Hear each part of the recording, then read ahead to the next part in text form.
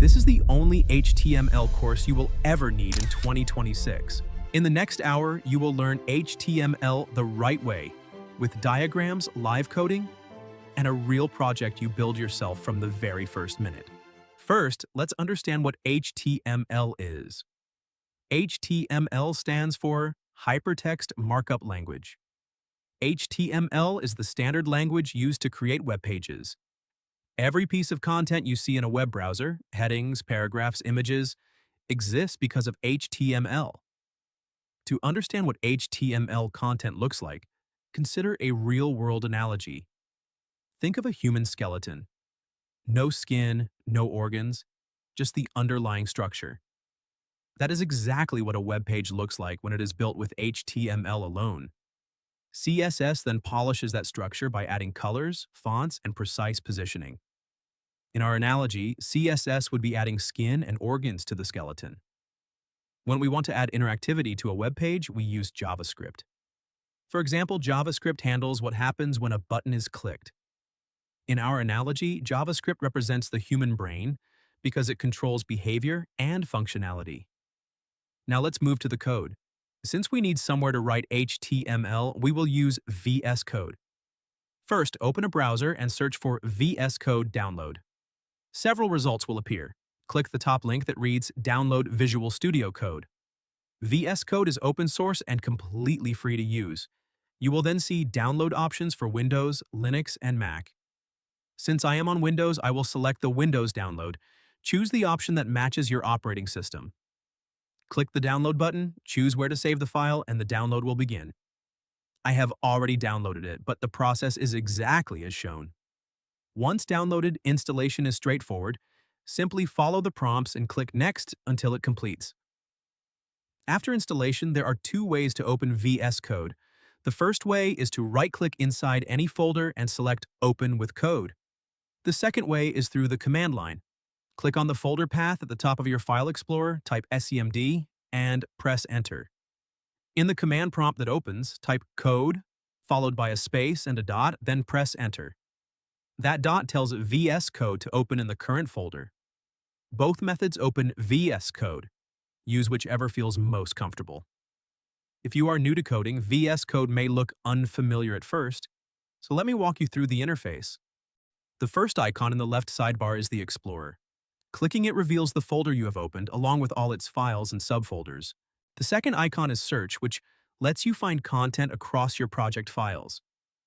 The third icon connects VS Code to GitHub for version control. The fourth icon is for debugging, which we will not need right now. The fifth icon opens the Extensions panel, where you can install tools that extend VS Code's functionality. For this HTML course, we need an extension called Live Server, so let's install it now. In the Extensions panel, type Live Server in the search box. Click on the top result, which should have tens of millions of downloads, and then click Install. Live Server provides a live preview of your HTML in the browser as you code. Every change you make is reflected in the browser instantly.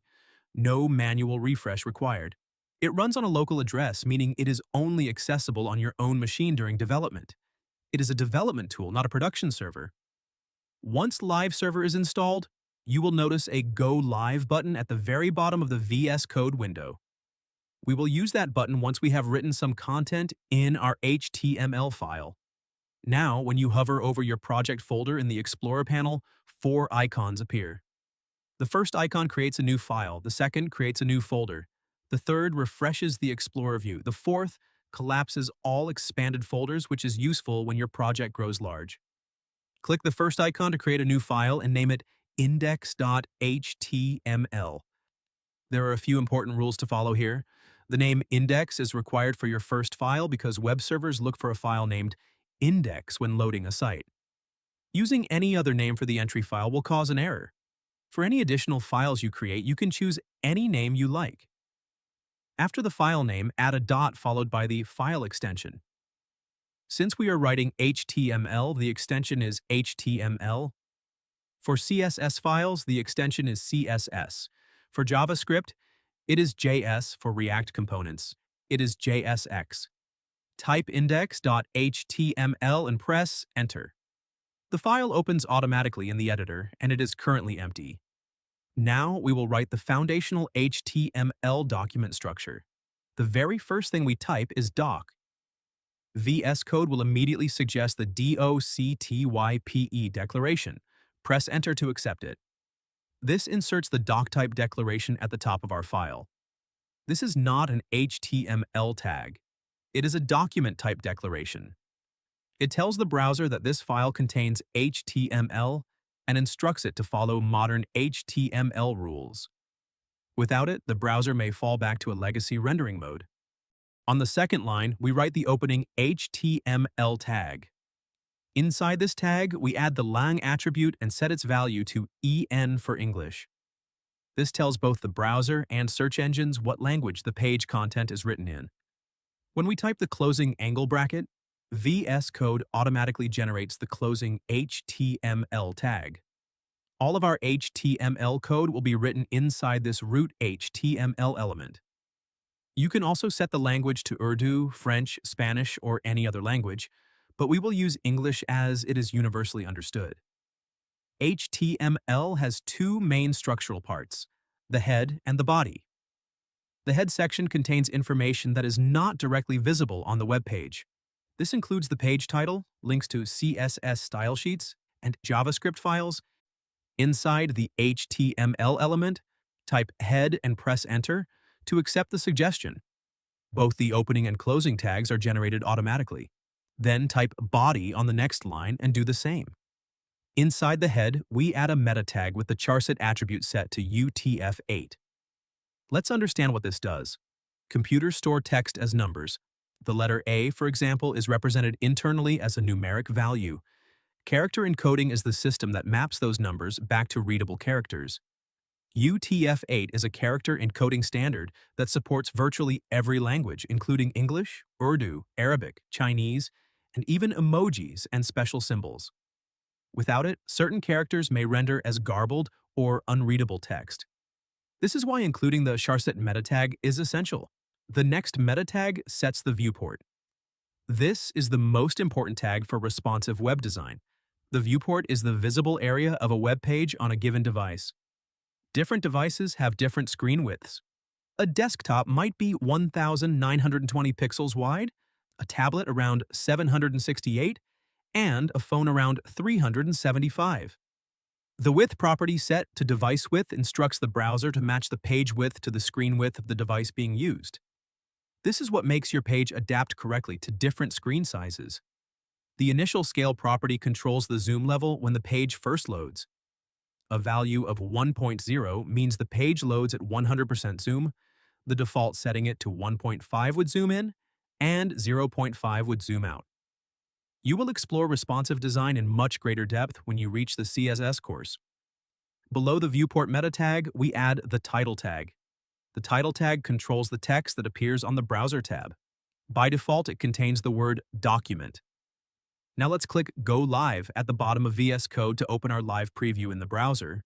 The browser opens within a second or two and the page is currently blank because we have not added any visible content yet.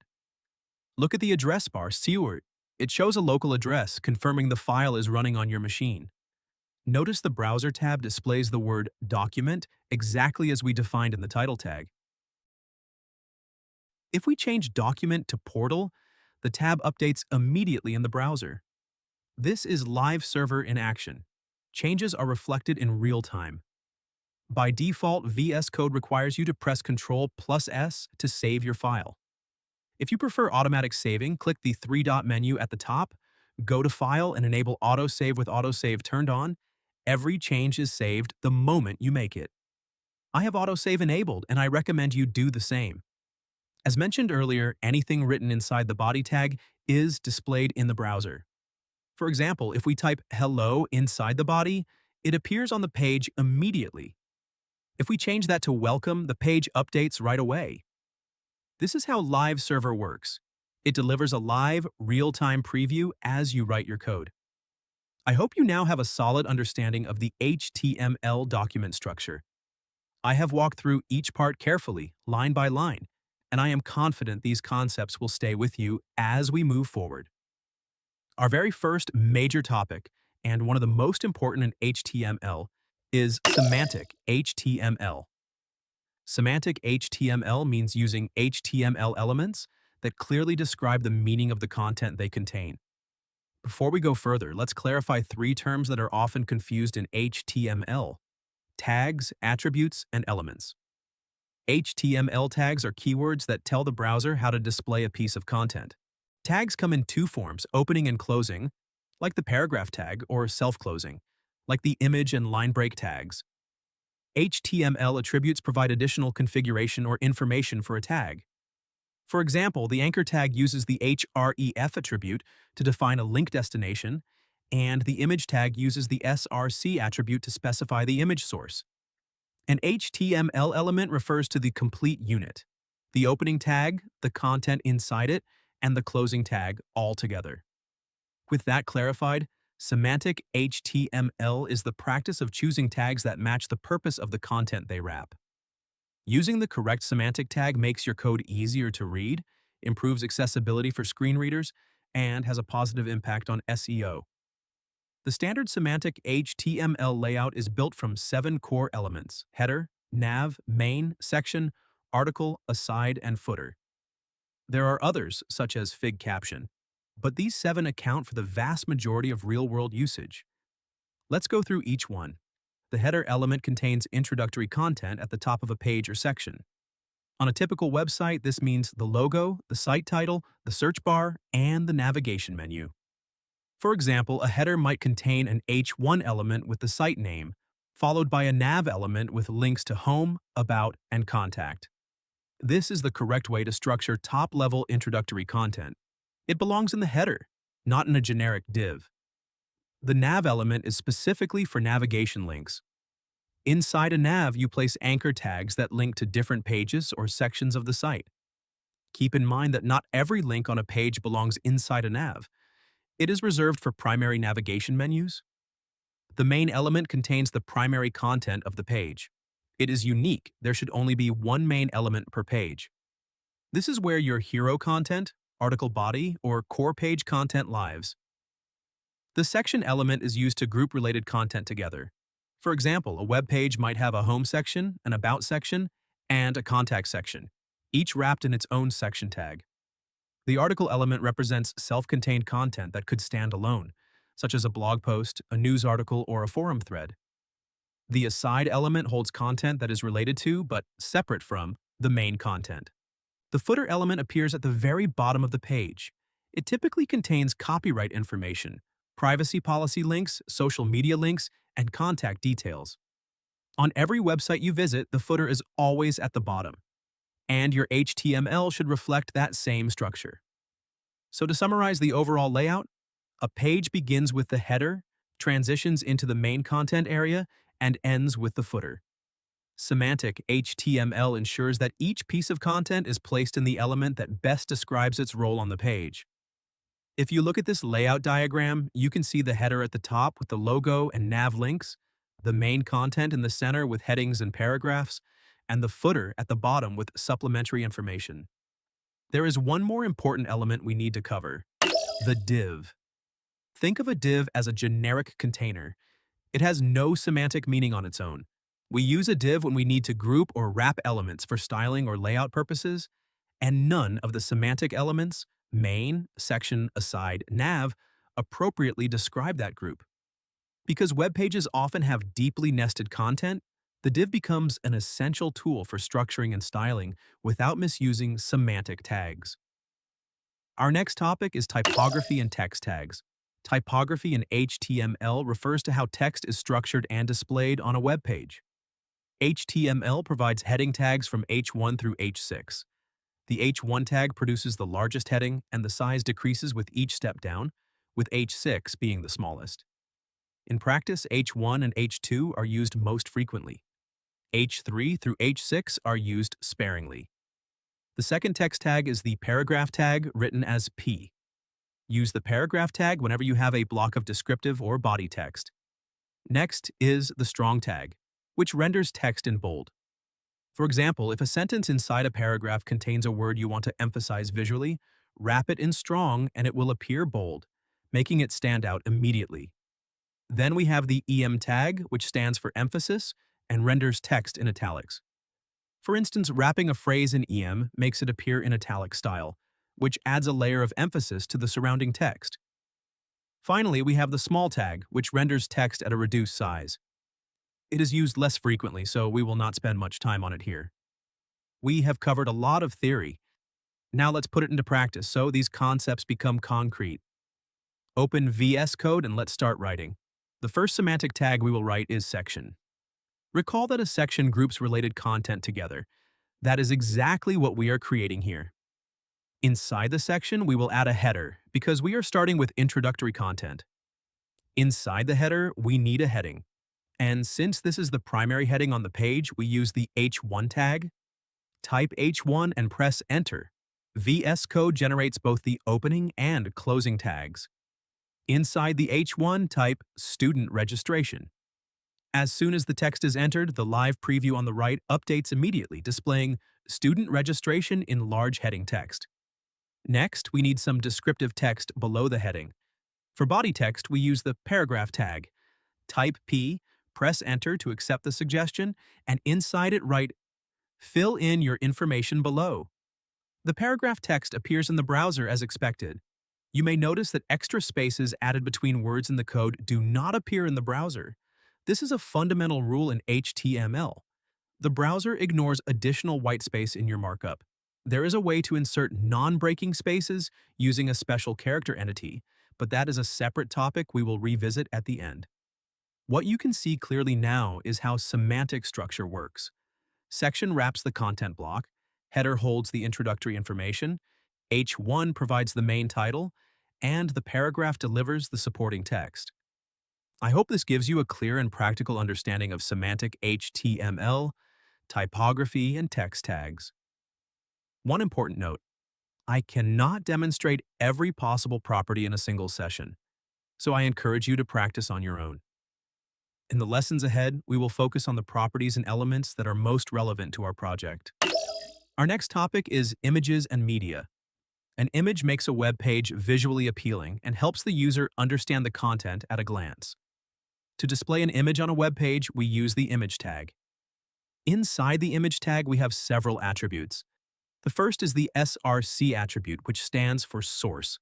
The src attribute tells the browser where to find the image file. Without a valid src, the browser cannot load the image. The second attribute is alt, which stands for alternative text. The alt attribute provides a text description of the image. If the image fails to load, this description is displayed in its place, so the user still understands what the image represents. The third attribute is src set. Because different devices have different screen sizes and resolutions, src set allows you to serve the most appropriate image for each device. For example, within a src set attribute, you might provide 3 image URLs, one labeled small, one medium, and one large. The browser would then load the large version on a desktop, the medium version on a laptop, and the small version on a mobile device. The fourth element we have is fig caption. The fig caption element provides a caption displayed below an image. For example, if you see text displayed beneath a photograph on a web page, it is likely written inside a fig caption element, not an H1 span or paragraph tag. To verify this, hover over that text, right-click, and select Inspect. In the browser's developer tools, you will see that the text is nested inside a fig caption element, with the image sitting directly above it. This is how we attach descriptive captions to images in HTML. I hope the image concept is now clear, how it works, and how it is implemented. Before we start coding, we will cover one more topic, and then we will put both into practice. That next topic is links and navigation. A link does exactly what the word suggests. It connects things together. On a website, links connect one web page to another, allowing users to navigate between pages. To create a link in HTML, we use the anchor tag, which creates what is known as a hyperlink. The anchor tag has several important attributes, the first of which is href. href stands for hypertext reference. The href attribute specifies the destination, the URL of the page the user will be taken to when they click the link. For example, if we have a link pointing to an About page, we place the relative path to that page inside the href attribute. When a user clicks that link, the browser navigates to the About page. The second attribute is Target. The Target attribute controls whether a link opens in the current browser tab or in a new one. There are 4 possible values, but the 2 most important are underscore self and underscore blank. Underscore self is the default. The link opens in the same tab. Underscore blank opens the link in a brand new browser tab. Now let's move into the code and implement everything we have just discussed. VS Code is open, and our browser is running live via live server. I have already downloaded an image. You should do the same by saving one from your browser. Make sure the image file is placed in the exact same folder as your index.html file. Our first task is to write an anchor tag below the existing paragraph. An anchor tag creates a link, and when VS Code generates it, the href attribute is added automatically. The href attribute defines where the user goes when they click the link. For this demonstration, we will create a second HTML file to act as a link destination. In the Explorer panel, create a new file and name it image.html. Inside image.html, press Shift+1 to trigger the Emmet abbreviation. Emmet instantly generates the complete HTML boilerplate, doctype HTML, head, meta tags, and body, without typing each line manually.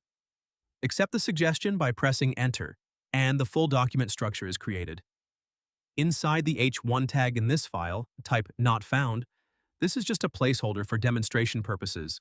Now close image.html and return to index.html. Inside the href attribute of the anchor tag, type image.html. Nothing has appeared in the browser yet. That is expected. Inside the anchor tag, we will now add an image tag. Notice that the image tag has only an opening tag. There is no corresponding closing tag. Several HTML tags work this way, including the image tag, the line break tag, and the horizontal rule tag. Inside the src attribute of the image tag, we provide the path to our image file.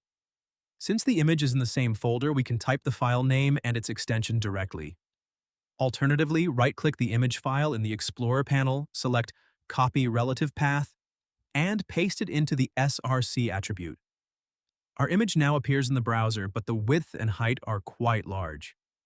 You will also notice that hovering over the image changes the cursor, indicating that it is a clickable link. I mentioned earlier the concept of a relative path. Let me briefly explain what that means. We have 2 types of file paths, absolute and relative. We always use a relative path because it is the recommended approach. With a relative path, if you move the entire project folder to a different location, the image will still load correctly. With an absolute path, the file reference starts from the very root of the file system, so moving the folder breaks the image link. For the alt attribute, we provide a brief description of the image, something like student profile. You can write whatever accurately describes your image. Our anchor and image setup is now essentially complete. Let me expand the browser slightly so the layout is easier to see. The image is still quite large, so we will add a width attribute to reduce its size. Setting the width to 100 makes the image significantly smaller. As you can see, it no longer fills the entire screen. Now click on the image. A new tab opens displaying the text "Not Found," the content we placed inside image.html. The URL in the address bar confirms that image.html has loaded. The page opened in a new tab because we set the target attribute to _-blank. If we change that value to _-self and click the image again, it opens in the same tab instead. I hope this makes the anchor tag's behavior completely clear. The remaining attributes, including IG caption, are worth exploring on your own through practice. I will only cover what is directly needed for our project, so make sure you experiment with the rest yourself. Our next topic is list tags. Lists in HTML allow us to display items in a structured, organized format. We have 3 types: the unordered list, the ordered list, and the list item. The unordered list uses the UL tag, the ordered list uses the OL tag, and individual items within either list use the LI tag. The benefit of using lists is improved readability. Content becomes easier to scan and understand at a glance. The unordered list, UL, displays items as bullet points. As the name suggests, the items have no particular sequence. Order does not matter. The ordered list, OL, displays items in a numbered or lettered sequence. Use this when the order of items is meaningful. The list item, LI, represents a single entry within a list. An LI element must always be placed inside either a UL or an OL. It cannot exist independently. In real-world usage, navigation menus are almost always built with list items. For example, the links Home, About, Services, and Contact in a site header are each written as LI elements, wrapped inside a UL. Practicing list tags is your task. I will not walk through every topic manually. Work through the UL, OL, and LI elements on your own so the structure becomes second nature. Our next topic is forms and inputs. A form allows the user to submit information to a website. Common examples include login forms, contact forms, and registration forms. We create a form using the form element, which acts as the container for all input fields. Inside the form element, we use the input element to create individual fields. The input element uses a type attribute to determine what kind of data is accepted. The text type accepts plain text input. The password type also accepts characters, but masks them so they are not visible while typing. The email type only accepts a valid email address format. The browser validates this automatically. The number type restricts input to numeric values only. The checkbox type allows the user to select one or more options from a list. The radio button type presents multiple options, but allows only one to be selected. For example, male, female, or other. The date type opens a calendar picker, allowing the user to select a specific date. Inside the form, we also use the label element, which provides a visible name for each input field. To link a label to its corresponding input, we use the for attribute on the label and the ID attribute on the input. Both must share the same value. When a label and input are connected this way, clicking the label activates the input field. The text area element creates a multi-line text input, commonly used for message fields and contact forms. The button element creates a clickable button that triggers an action, such as submitting the form. I hope the concepts of forms and inputs are clear. We will implement every property in the code with full live preview, so you will gain hands-on mastery of forms by the end of this section. We have covered forms in theory, now let's implement one in code. Before we begin, notice the image currently on screen. We do not need an image inside a form, so you may wonder why it was added to the project in the first place. There were two reasons. First, it gave us an opportunity to practice the image tag. Second, commenting it out will let us practice one more important concept right now. Commenting in HTML means marking content so it is hidden from the browser. It will not appear on the web page. Comments have no effect on what the user sees. Their purpose is to improve code readability and help developers understand the structure and intent of the markup. To write a comment manually, start with a less than sign, followed by an exclamation mark, then 2 hyphens. As soon as you type those characters, VS Code automatically closes the comment with 2 hyphens and a greater than sign. Cut that closing sequence and paste it below the content you want to comment out. Any code placed between the opening and closing comment markers will be hidden from the browser. You can see the image has disappeared from the preview. However, there is a much faster way to do this. Select the content you want to comment out and press Ctrl plus the / key. The comment is applied instantly. Press the same shortcut again to remove the comment and restore the image. That is how HTML commenting works. Now let's build the form. The first element we use is the form tag. Inside the form tag, we have an action attribute which we do not need for now. We will set the method attribute to post because we are sending data. There are different HTTP methods, and you will explore them in depth during the JavaScript course.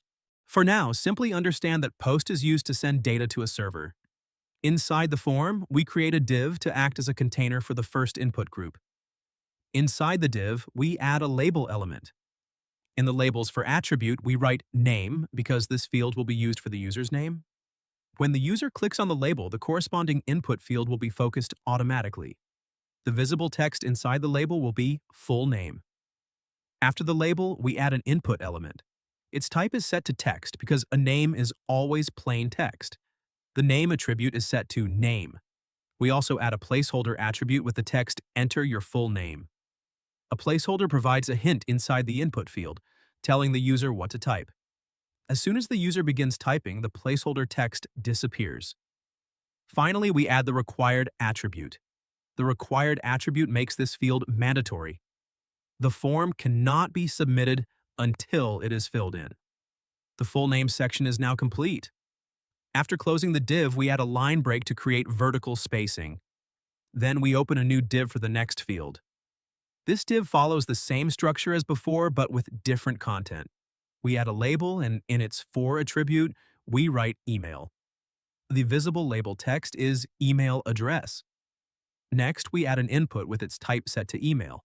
The email type automatically validates that what the user enters is a properly formatted email address. The name attribute is set to email. The ID attribute is not needed here. ID is used primarily for CSS and JavaScript. We set the placeholder to example@gmail.com. You can now see the email address label and its placeholder appearing correctly in the browser. We also need to add the required attribute to this field. Make sure it is placed after the placeholder. After closing the div, add another line break. Now we create another div for the phone number field. Inside this div, we add a label with phone in the for attribute. The label text is phone number. We then add an input with its type set to tel. The tel type is specifically designed for telephone numbers. The name attribute is set to phone. We add a placeholder showing a sample phone number format. This field is also required. The phone number label and input are now visible in the browser. After the phone div, add a line break, then open a new div for the address field. Inside this div, add a label with address in the for attribute. The label text is address. For this field, we will not use a standard input. We will use a text area instead. A text area is different from a regular input because it provides multiple rows of space for longer text. A standard input gives only a single line field, whereas a text area allows for flexible multi-line input. Add a line break between the label and the text area so they appear on separate lines in the browser. On the text area, set the name attribute to address. Set rows to 4 and cols to 35. Col stands for columns, and these values control the visible dimensions of the field. Set the placeholder to enter your address. This field is also required. No text content goes inside the text area tags.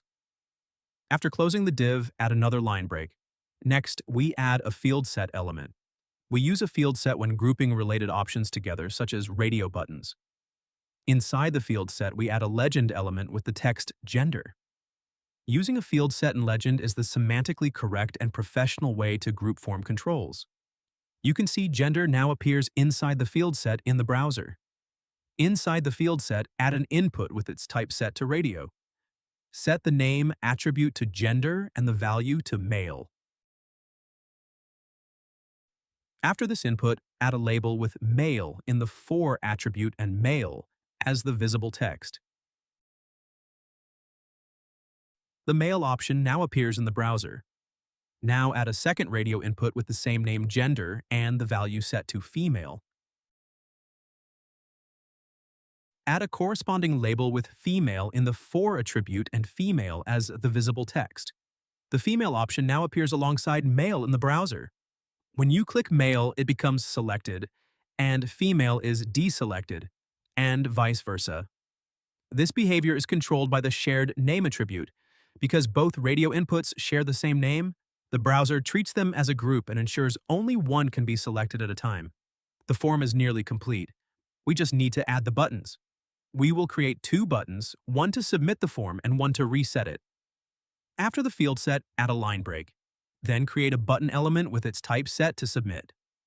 The visible button text is Submit Form. The Submit button now appears in the browser. Next, create a second button element with its type set to reset. The visible text for this button is Reset. The reset button now appears as well, giving us two action buttons. Before testing, keep in mind that this form will not submit data in the way a real production form would. Actual data submission requires JavaScript and a backend database, which are separate topics. Click the Submit Form button. The browser displays a message on the full name field saying, "Please fill out this field." Type a name, for example, John, and click Submit again. Now the browser highlights the email address field and asks you to fill it in. If you enter something that is not a valid email address, the browser shows a message saying, "Please enter an email address." This validation is triggered automatically because we set the input type to email. Enter a valid email address, such as xyz@gmail.com, and click Submit. The browser now asks for a phone number. Fill that in as well.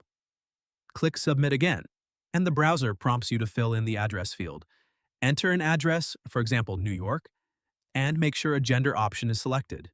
Now click Submit Form one more time. An error message appears because the method and action we configured are not connected to a real server. This is expected. Resolving that is not HTML's responsibility, and it is not our focus here. What matters is that you can see the form data being collected and validated correctly. Now click the Reset button. All fields are cleared instantly. Imagine if a user had filled in a long form and needed to start over.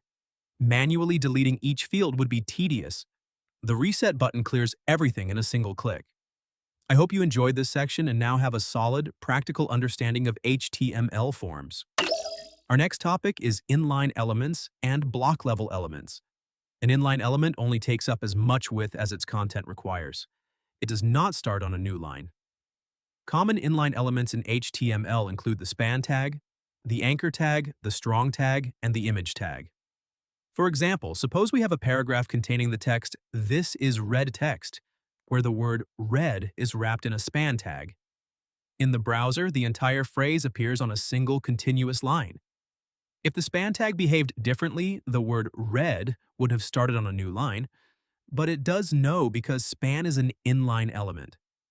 Now, if we replace the span tag with a paragraph tag instead, the browser output breaks into separate lines. The text splits across 3 lines because the paragraph tag is a block-level element. Switching back to the span tag restores everything to a single line. That is how inline elements work. They do not interrupt the line structure. The second type is the block-level element. A block-level element always starts on a new line and stretches to fill the full available width. Even if you write only a short line of text inside it, the element still occupies the entire horizontal space from edge to edge. Common block-level elements include the div, paragraph, section, article, and unordered list tags. The more you practice, the more naturally you will recognize which elements are inline and which are block-level. Memorization is not necessary. To demonstrate, take 2 div elements. The first div contains the text first block, and the second contains second block. Even if you write both div tags on the same line in the editor, the browser still renders them on separate lines. This happens because div is a block-level element. To visualize exactly how much width a block-level element occupies, we can add an inline-style attribute with a 1-pixel solid red border.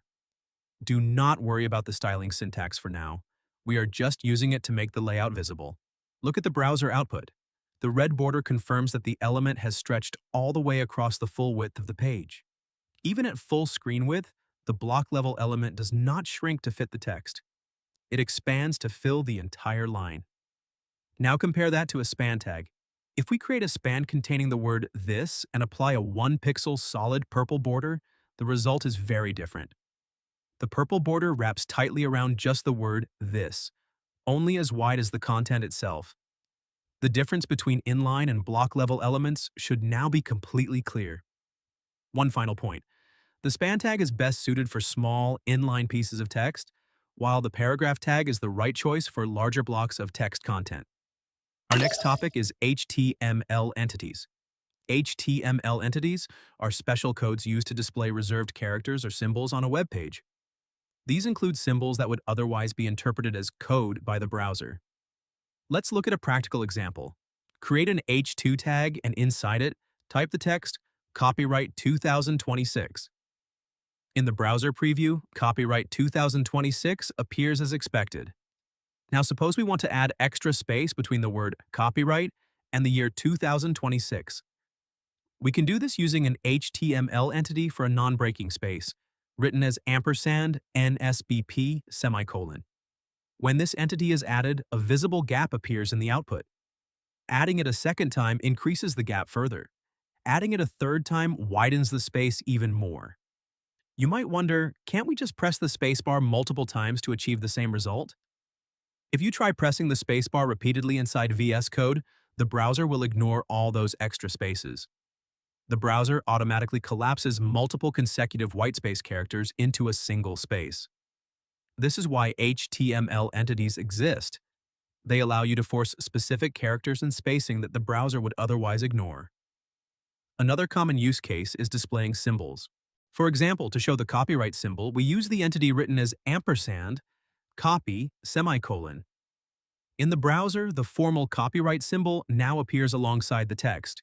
There are thousands of HTML entities available. You do not need to memorize any of them. Whenever you need a specific symbol, a quick search on Google, such as copyright HTML entity, will give you the exact code to copy and use. This was our final topic for this course. At this point, we have covered approximately 90% of the core HTML concepts used in everyday web development. A few legacy or less common topics, such as HTML tables, were intentionally left out, as their use in modern web layouts is quite limited. This was a 1-hour crash course, and covering every single detail of HTML within that time frame is simply not possible. My next course will focus on JavaScript. Let me know in the comments whether you would prefer a series on foundational JavaScript first, or whether you would like to jump straight into React. Personally, I recommend mastering JavaScript before moving to React. Share your thoughts in the comments, what you enjoyed about this course and what you would like to see covered next. If you are following the standard learning path, the next step after HTML is CSS. I have already published a comprehensive 1-hour CSS course, so please check that out as well. In that course, I explained complex topics like flexbox, the box model, and transitions using clear diagrams and visual aids, not just theory. Thank you for watching, and I will see you in the next video.